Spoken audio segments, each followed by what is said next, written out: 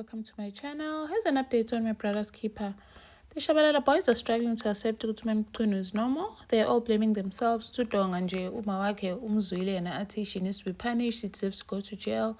Athi Ndumiso naye, she begged him to go speak to Nqubeko kodwa yena he failed.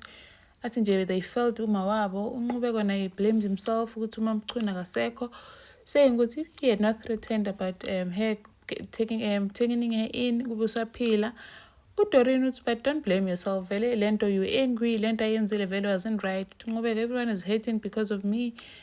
And then ufike ke umndeni kaMamCunu blaming uMshengu ukuthi ushona kanjani usisi wabo because she was not even sick. Akhalanga ngisho nangekhanda. Achaze ke uMshengu ukuthi kwenzakaleni but here poisoning uNqubeko and all and sleeping and never waking up.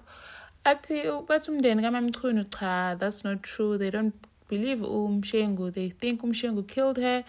uMamCunu nje was a churchgoer. When we call her, there's no way uMamCunu could have tried to kill anyone.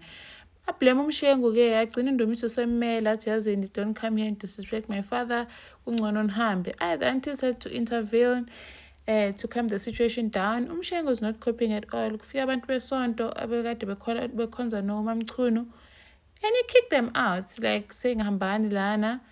UDonga is reliving past ukuthi the way it happened when his mother passed away, then uMamCunu coming to take care of them. uKhathazile is there supporting him, saying they need to invite uMshengu to come live with them in the meantime until he feels better. And then uNqubeko noFakazile they battling ukuthi bazomtshela kanjani umntwana ukuthi ugogo akasekho.